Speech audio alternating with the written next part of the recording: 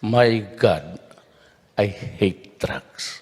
Good afternoon. First, I'd like to read a memorandum circular number 65, pursuant to proclamation number 60, which declared the last week of September of every year as Family Week in order to afford government workers like you more time to spend with their families on this and girlfriends.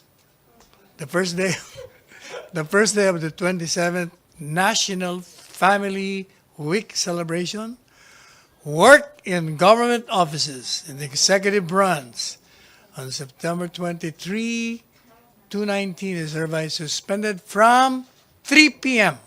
in the afternoon onwards. Also, I remember I read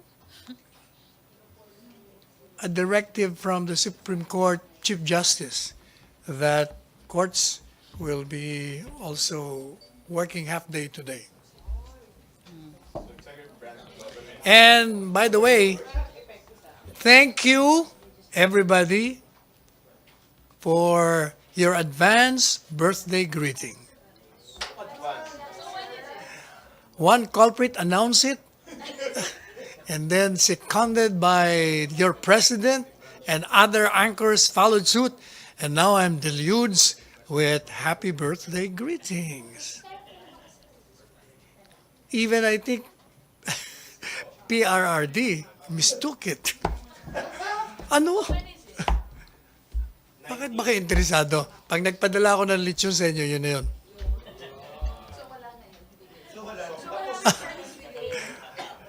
Advance. Thank you for your advance birthday greeting. All right, I'm ready.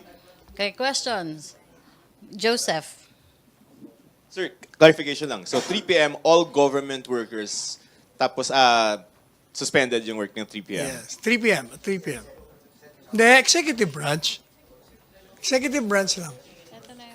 Siyempre, sa executive lang. Pero sa Supreme Court, ano na yan, ha? So executive lang, sir. So halimbawa... Yung memorandum. Oo. So halimbawa, teacher ka, pwede? Yung alin? Tama, executive yun eh. Okay, so yung yung legis kanila, call nila yon, and then the Supreme Court, do you have Oh, information? meron na. Nabasa ko na. Ah? Na half day lang sila ngayon. Congress, wala pa, sir. Wala pa. Bakit? Ang Congress naman usually, wala naman yung mga congressman doon. Siguro yung mga staff. Classes daw, sir. Classes. Classes ba? Walang sinasabi sa classes. Classes, hindi. Paano yung public school teachers kung alas 3 lang, di wala silang klase? Sa kasama yun sa executive branch, yung mga teachers. Pero teka muna, may kulatilya eh. Oh. Basahin ko kulatilya.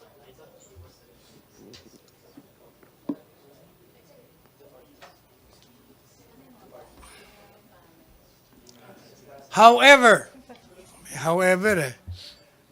those agencies whose functions involve the delivery of basic and health services, preparedness, response to disasters and calamities, and or the performance of other vital services shall continue with their operations and render the necessary services.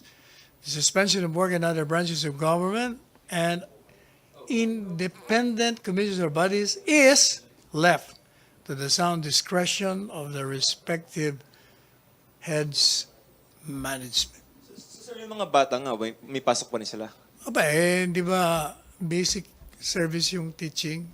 Hindi, sir, emergency yung mga basic services. Ano?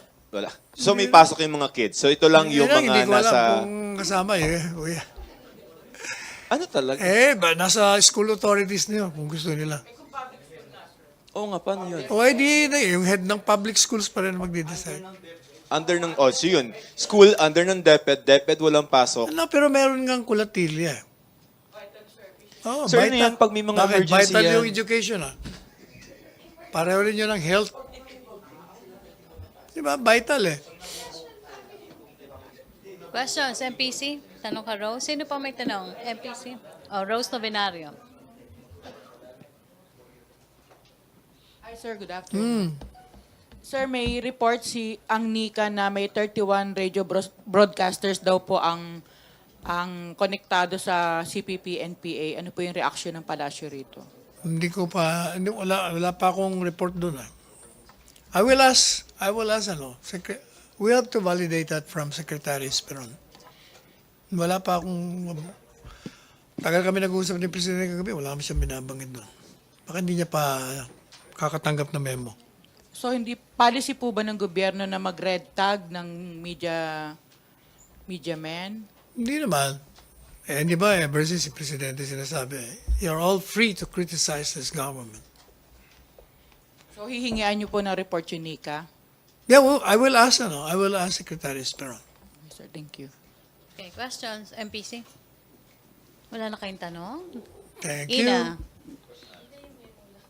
Sir, can you clarify once and for all itong memorandum ordering government departments to suspend negotiations for and signing of loan and grant agreements with countries that supported the Iceland resolution? Initially, you said hindi, and now I understand. Hindi. Actually, kasi yung tanong ninyo sa akin lahat is kung nag-issue si Presidente. So I asked the President. And sabi niya, hindi. But nung pinakita ng memo na may science yan, di tinanong ko ulit siya. O, naalala niya. Na meron nga. Sabi ko, do you still maintain? Of course. Sabi niya, yun. And he explained to me why. He explained to me why he feels that the Iceland resolution is not only offensive, but is also to him, but also offensive to this country because that Iceland resolution presupposes that we're not doing anything about the complaints about abuses, which is not true. We've been prosecuting. In fact, every death arising from police operation on drugs is automatically subject to administrative and criminal prosecution. Because the SOP there is when there is death arising from any raid involving the police, immediately they are subjected to administrative and criminal prosecution. But ang problema kasi, may mga nagrereklamo ng police abuse, pero hindi sila nagpa-file formally. Kung mag-file naman, wala namang ebidensya. Pero pag meron, inihahain. Yun ang nagiging problema. Sir, has Malacañang assessed the possible impact of this memo Yes. on possible projects that could come from these countries? It will not dramatically, even slightly, I think, impact on our economy. For one, the loans and agreements that are currently in existence are being implemented. So it will not affect. Number two, out of the 18 countries involved, according to Secretary Dominguez, only UK has an offer of 21 million euros as loan, I think, with respect to this build project ni Presidente. But there are other bilateral partners and institutions and other countries outside of the 18 offering the same and no better rates than this particular country offering. Madali sabi, walang epekto sa atin. Ang gusto ni Presidente sabihin sa inyong lahat, he cannot comprehend why Iceland is so concerned about the alleged brutal slaying of suspected criminals which occur because the lives of those people who are enforcing the law are endangered, and yet it has a law that allows killing, murdering unborn children, unborn babies, aged 6 months and below. Kaya, that's why He said, hindi po pwede ito. They're imposing their culture to us, pero tingnan mo ginagawa nila. Kaya sabi niya, tell them kaya ako nagmumura. That's why I curse. Talagang sinasadya ko dahil galit ako sa ginagawa nila sa atin at sa ating bansa. Papaimbestigahan tayo. As if, kung makapagsalita sila, sila nga mga murderers. Lumalabas sila nga yun eh. Pero tayo, we do our job. We prosecute. But give us evidence. And then he said last night, how will they explain? Like I've been asking you people, how will you explain 80 plus deaths of our policemen? How will you explain 800 plus serious injuries involving policemen who served warrants for the arrest of suspected persons connected with drugs? And the president said, how will they explain, for instance, that many policemen died arising out of the service of warrant in Marawi that precipitated the war in Marawi? Ilang daang sundalo na matay natin. O sige nga, sabi niya, ay puro drug-related yun eh. Now, sabi niya, and yun din na sinasabi ko, show us this 20,000, 60,000 deaths. Give us the dates, the names of the people, those who abuse, the circumstances surrounding them. Wala naman silang maipakita kahit na isa. And yet, we in the government show on television, PTV4, every day, yung mga deaths o injuries ng mga police raids. In other words, yung almost 66,000 deaths arising from police raids, police operations against drug-involved persons are recorded. We know the dates, when they happened, the people involved, the police officers who conducted the raid, the suspects, and the circumstances surrounding them. We have the records, pero sila wala. Sir, just I'm reading the list of 18 countries. Just to be clear, Argentina, Australia, Austria, Bahamas, walang at the time the memo was issued, there was no ongoing negotiation that was affected or suspended except dun sa binanggit mo na UK, Yeah, sir. wala. Yun lang. Yun ang sabi ni Secretary Dominguez. Sir, I'm wondering, how can the president forget such an May order? Ikaw naman. Considering it's as if an naman important. this president is doing nothing. My No, I'm goodness. just asking. No, He exactly. forgot, nakalimutan Kumbaga, temporary lang yun. Nung mapakita yung memo, I directed the executive secretary at the height of that Iceland resolution. Okay. And I'm maintaining that, sabi niya. Tapos, alam mo naman si Presidente, ang haba niya magkwento. Ang tagal namin. Yun lang. In fact, dun sa event, nagkikwento kami, kagabi, yun na naman. Nakauwi na ako, ganun pa rin ang kanyang line. Thank you, sir. Follow up, Joseph. So sir, clarification, no? Yung existing na mga loans, hindi yun ma-apektuhan, no? Hindi, kasi in-implement na. Alright, kasi may mga Austria dito. Basahin ko sa inyo yung text ni Secretary Sani para mas lalong klaro. Okay. In fact, kasama yun sa statement kong inire-release. Ngayon, pero mauna na kayo. Sani, Secretary Sani Dominguez. Kasi ang dami rin nagtatanong sa kanya. Sabi niya, my response. So I'm adopting his response. Here.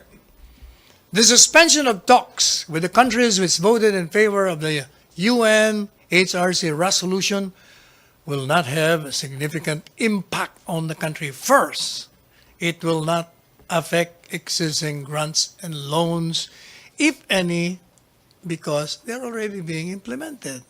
Number two, all proposed engagements with the said countries except for one small project loan in the amount of 21 million euros are technical assistance grants and hence will not significantly affect the infrastructure program of the government. In any case, he says, multilateral development financial institutions and other bilateral partners have signified their intention to finance said 21 million euros. And finally, the rates offered by said countries, if ever, are no better than the rates already offered by multilateral development financial institutions and bilateral development partners. And for your information, total existing grants on record is $377.43 million US dollars, broken down as Australia, 228.89, Italy, 4.71, Spain, 0.57, France, 6.72, Germany, 15.31. All of this will not be affected. Total pipeline which will be affected. France, value to be determined with Metro Manila BRT project valued at 21 million euro. Germany around 46.58 million USD. Spain valued at 0.20 M. Yun ang complete. Ang alin? Spain valued at 0.20. 0.20 lang. T20. Okay, follow up, Rose. Hi, sir. Good afternoon po. Rose. Sound check. So, clarify lang po, effective until now, yun pong directive na stop ang lahat ng... Yes. And it will be implemented until the term of the president ends. Yes. Will this be the policy of the Duterte administration to stop negotiating with countries that criticize the anti-drug war of the administration? Yung limited lang yun doon sa Iceland resolution. Ano po ang reaction ng Palace regarding sa statement ni Congressman Rufus Rodriguez na knee-jerk reaction lang daw po ng Palace ito? Yun ang sagot ko. Hindi ba pinasa ko na nga yung response ng ano. Yun na ang response namin. Hindi totoo yun. Ang nag-knee-jerk sila. Yun ang knee-jerk. They don't know the facts. They don't even know kung merong existing loans. Ayan, we presented to you. Okay, thank you po. Okay, Pia and then Celerina, follow up. Sir, I'm looking at the website of Australian Aid. At nakasulat dito, overview of Australia's aid program to the Philippines. 2019 to 2020, total Australian ODA estimate. So 2019 to 2020, it's 79.7 million US dollars. So, or Australian dollars, I'm not sure. So, anong ibig sabihin nito, sir? Will this be scrapped already kasi hindi siya kasama dun sa binanggit ninyo kanina? Ano ba nakalagay dyan? Is that being offered to us? Yes, it's Is ODA estimate, sir, for Ano yan, technical 2019 to assistance ba yan? 2020. Kasi kung It's- technical assistance, walang problema mga technical assistance. Nandiyan pa rin yan. Ang sinasabi natin yung loans and grants. Pero with respect to technical assistance, okay yan. Hindi apektado yan. ODA is kind of a loan din, sir, di ba? Alin, no? ODA is a loan, di ba? Oo, kung loan, hindi apektado yan. So, Pero hindi yan kasama doon. Baka naman existing na yan. Wala pa, di suspendido yan. alright. So, it's an estimate for 2019 to 2020. Already an estimate. So, malamang hindi pa rin po ito planchado because it's just an estimate. Kaya nga, hindi kasama yan. Basta ayaw ni Presidente may pag-negotiate doon sa mga bumoto sa Iceland. Okay, sir. So, yung nabanggit nyo din kanina, yung sa France, may propose sila na project to help Metro Manila Bus Rapid Transit, 21 million euros. Tama po ba? So, considering, sir, yung bigat ng traffic sa EDSA, don't you think that 21 million euros to set up a BRT project in Metro Manila is not a significant Layon, assistance? di ba, have you read about Ramon Ang's proposal? Yung elevated? I was talking to him last night. Ang ganda ng proposal niya. Yeah, tuloy yun. Magkano? Tinanong ko siya, how much is that? 3 billion US dollars, sabi niya. In less than 2 years gawa yan. Tapos pinakita niya sa akin sa ano yata, Jakarta. Pinakita niya sa akin yung mga ginawa nila doon. Well, I don't think, sir, that's an either or. That's part of the effort, sir, to alleviate traffic. So we can't really say that itong elevated highway in Metro Manila would solve Oh, it will solve. EDSA Definitely traffic. it will solve. How can it not be solved kung magkailan? 8 lanes? Meron kang 8 lanes elevated na highway, tapos meron ka pa rin sa baba. Ba't naman hindi? So, ibig sabihin, sir, we don't need other projects to solve traffic in Metro Manila because we have that one big project. Oh, how's that again? You're saying, yung sa BRT, sir, you're saying na we can forego this project. Of course. This- Kung meron ng itong kila Ramon Ang, hindi man tayo mag... Okay, sir, thank Okay, you. Salarina.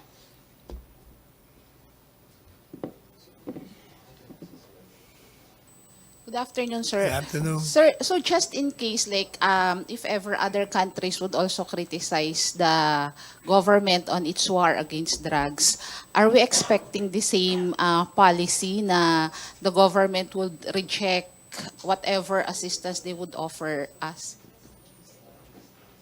Like, for instance, although it's improbable, like, for instance, Japan, it would criticize the war on drugs. As you said, it's improbable. Yeah, but how about the other? Supported nga tayo. How about the other countries? Pag nangyari yan, then I'll respond to you. Puro speculation lang yun. So in the meantime, nakafocus lang siya Doon lang dun tayo sa... dun sa Iceland resolution, those who voted in favor. Sir, speaking of Japan, yung tinext ko sa inyo the other day na did you ask the president already if he will attend the ceremonial, the Yes, he enthronement? said he has so many work to do. He might be just sending somebody there. Sino po yung kinoconsider? Wala siyang sinabi. Okay, follow up muna tayo. Romel, follow up ba yan? Other issue. Si J, ano muna, RJ and then Joseph. Wala si Henry. Sir, Nasa bagay na, naka-score na ito kanina, haba. sir, if that's the policy of President Duterte against his critics, especially those countries who voted in favor of the Iceland resolution, naisip din ba ng Pangulo na mag-withdraw na lang sa UN? Tatanungin natin siya kung gusto niya mag-withdraw. But would that be prudent for the President to do that? Nag-speculate ka na naman. Di pa nga natin lang kung iniisip niya yun. We'll ask him first. All right, thank you. Okay, Joseph. So you mentioned, ang affected is going to be Spain, no? 0.20. Ito yung nasa pipeline. But France, he didn't sign. France didn't sign. So irrelevant, sir, yung 21 million euro. So we're just talking about Spain. Na, Yung France hindi bumoto? No. O, hindi tuloy sa France. ba't binanggit, Basta yung lang mga bumoto. ba't binanggit ni Sexani? Hala. Hindi. Kaya niya Ayun lang yung mga projects that are there. kaya niya binanggit yun. So we're talking about just Spain. Yun yung ma-affectohan, no? Kasi it's Kung in the baga, pipeline. meron ding mga bansa na nag-offer at acceptable sa. Alright. So Spain lang, sir. Kasama na, susulat ko sa Spain lang. Anyway, sir, sa elevated EDSA, you talk of it as though it's been approved. Has it been approved? I know it's a proposal, but Yes. it's a beautiful proposal. Yeah, but my question is, I understand he was talking with Secretary Tugade, and Secretary Tugade is welcoming such an idea. pero that will have to go through NEDA, no? Oh yeah, of course. Okay. Okay, Romel, TV5. Other issue na to. Medyo related. Sir, morning. Sir, reaction lang, mataas pa rin yung approval ratings, yung mga satisfaction ratings ng drug war ni Presidente. Itong Good you mentioned that. In fact, that is a response to the critics, like that human rights somebody there was ahead of my interview. Sinasabi niya, yeah, the usual. Ang problema, the survey shows 82%. And it has been unchanged since 2 years ago, I think. Anong ibig sabihin nun? These are the people who know the circumstances on the ground. These are the respondents asked by SWS. Kung talagang may problema tayo sa pag-aabuso, lalabas sa survey yon. Sinasabi kanina ni Christian, sir, kasi magaling magsalita si Presidente, may rapport sa masa.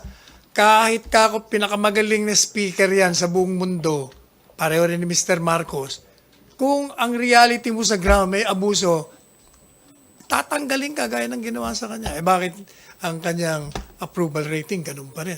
So, ibig sabihin, hindi totoo lahat ng mga criticism against him. Follow up lang, sir. Sir, Going forth na tayo, ha? Saan lampas na tayo ng 3 years? sir, ito rin yung siguro yung basis ng presidente kung bakit siguro malakas ang loob to pabayaan na lang itong mga proposals na ito, mga project na ito, sir.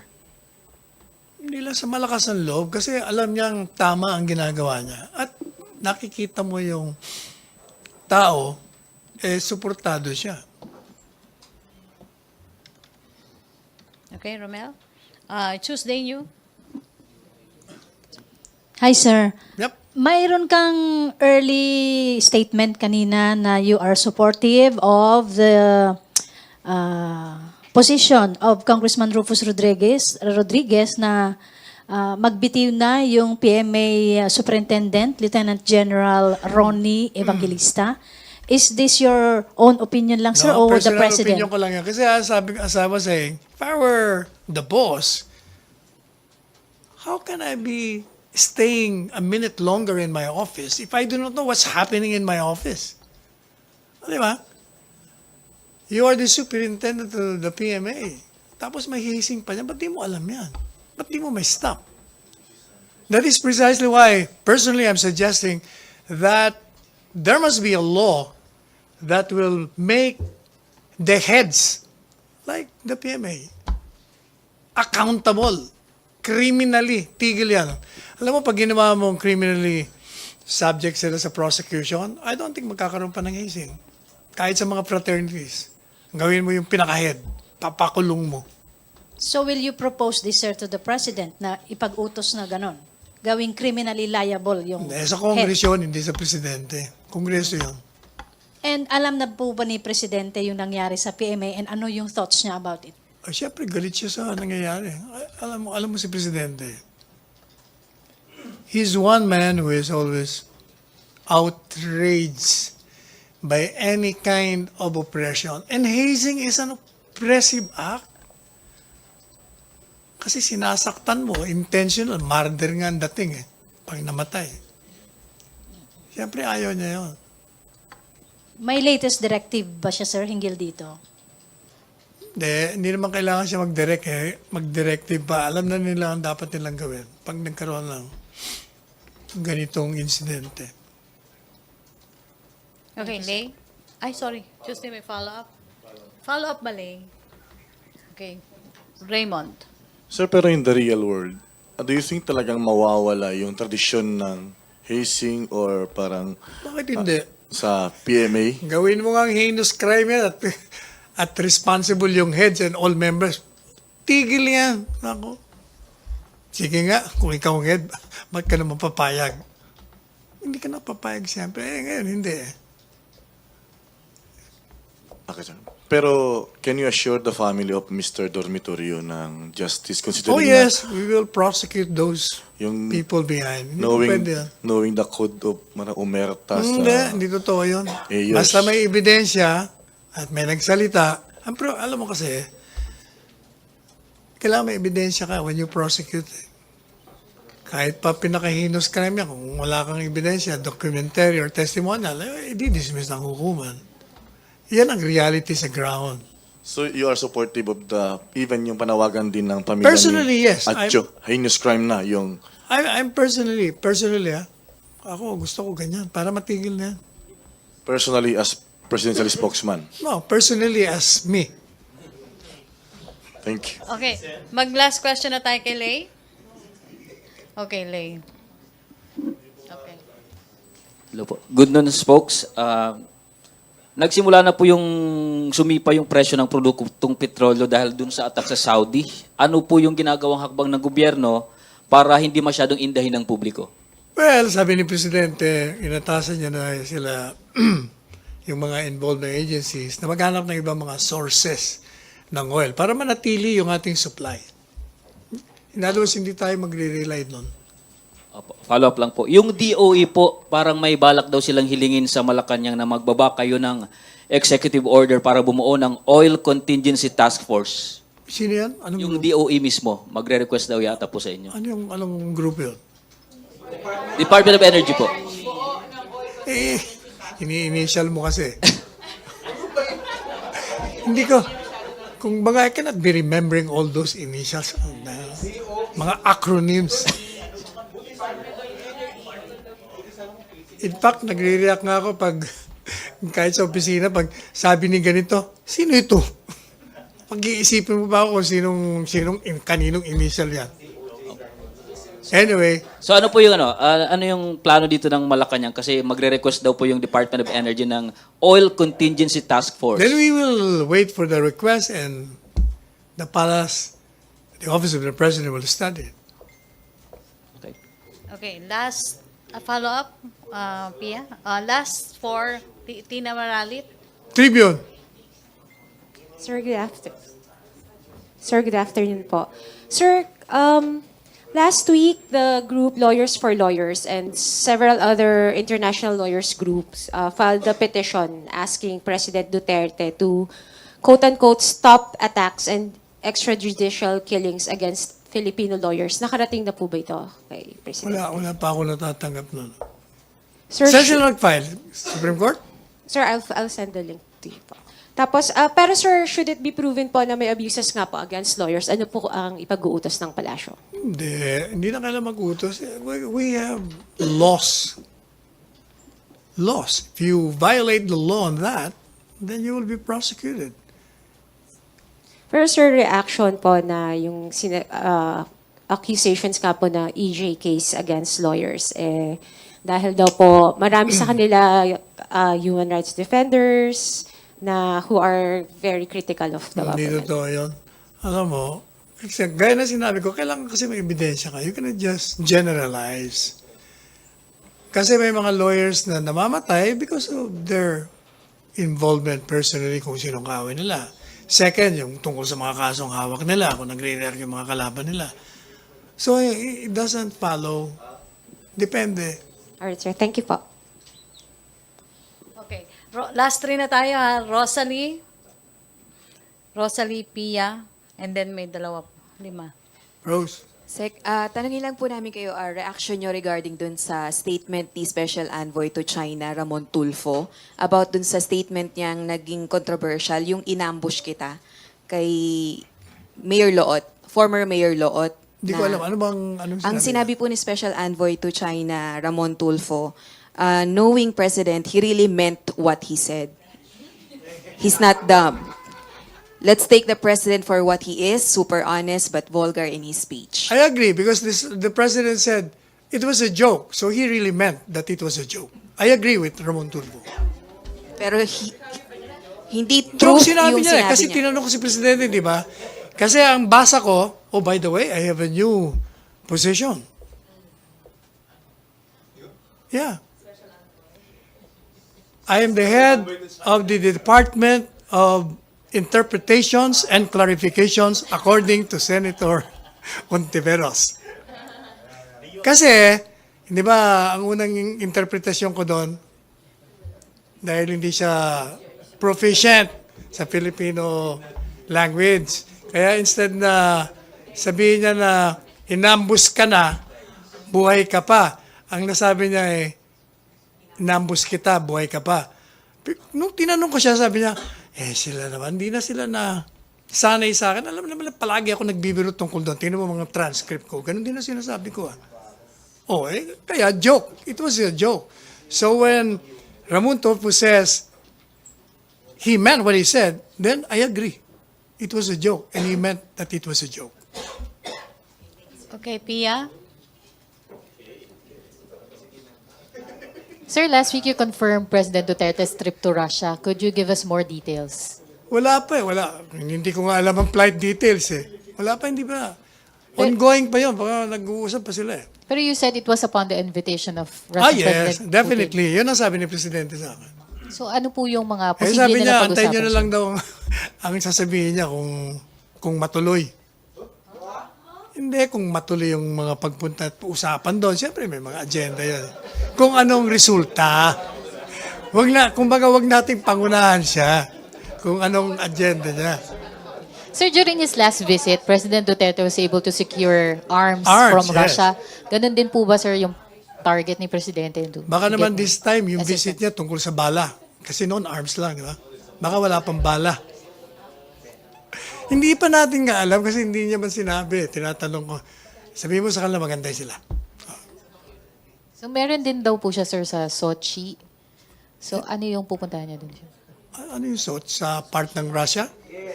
Oo, narinig ko rin niya pero hindi niya rin sinabi kung bakit. Alright, sir. Okay, Thank you. Pia. Basta ang alam ko si Joseph nandun. Last three. Hindi, wala naman ako sinabi sa Russia. Raymond. Raymond, Henry, and then Romel. Oh, last four na ha. Last four na. 1 o'clock Kanina last 3, ngayon bigla naging last 4. Sir, with the recent... Sige, last na si Raymond. Okay na? Sound check. Sir, with the recent development dun sa Middle East, lalo sa oil industry, then the expected na 1 peso and 28 centavos increase sa presyo ng diesel bukas, nabuhay na naman yung issue ng oil cartel, tapos yung monopoly of supply and demand and pricing of oil sa Pilipinas. Suportado nyo ba yung panukala na amendment ngayon sa oil deregulation law adding penalties? Kasi ngayon parang nga lang yung batas wala man lang ngipin to penalize yung mga oil companies to be proven na umaabuso sa kanilang practice. I'll ask the President about it. So wala bang parang gagawin ang Pangulo na parang malaputin? Yung parang ginawa ni Putin noon na talagang binanatan niya yung mga oil companies, mga businessmen sa kanila at tumino naman sila. Baka kailangan ng Pangulo medyo pagpantaan ding papatayin yung mga nasa Kung oil marating companies. sa kanya mga proposal, di pag-aaralan niya. Thank you, Raymond. Henry. Secretary, sa pinakahuling statement ni Senator Rubio, lalo na bang lumabo ang tsansa na bumisita sa United States si Pangulong Duterte? Pero ano sabi ni Senator Rubio?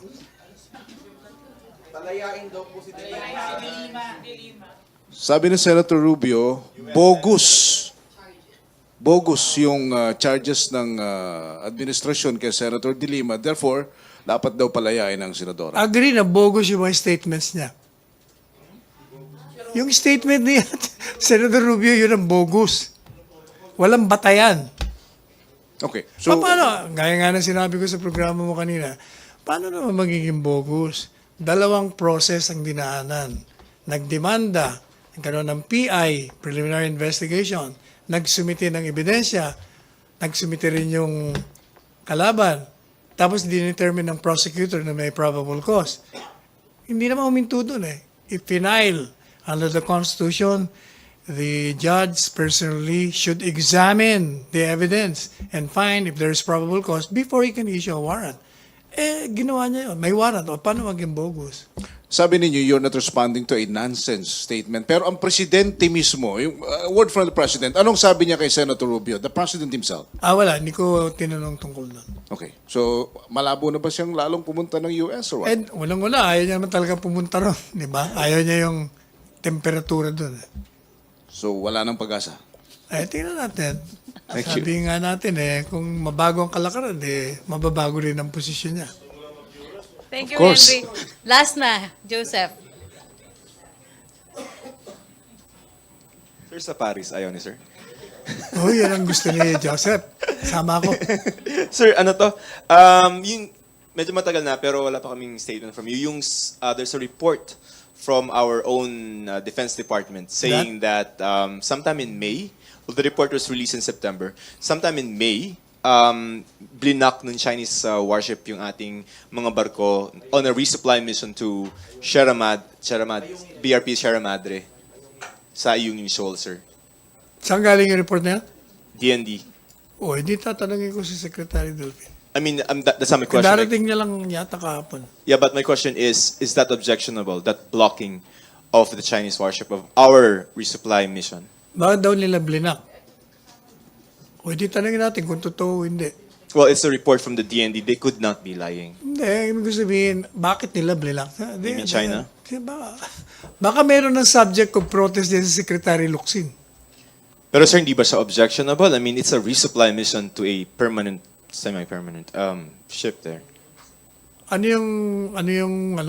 What's the purpose of that ship? Resupply, sir, ibig sabihin, pagkain, oil, all the supplies that our soldiers need in Sierra Madre. Ay, syempre, objectionable yun. Okay, thank you, Joseph. But Dadala lang pala ng pagkain, ba't mo naman iba-block? what do you think of this? China doing this to us? Considering I it's will a leave that to friend. the Secretary of Foreign Affairs. Turf niya na yan. Sige. Joseph, okay. Thank you, Joseph. Thank you, Secretary Panelo. Thank you Thank you, also. MPC. Back to our main studio sa People's Television Network.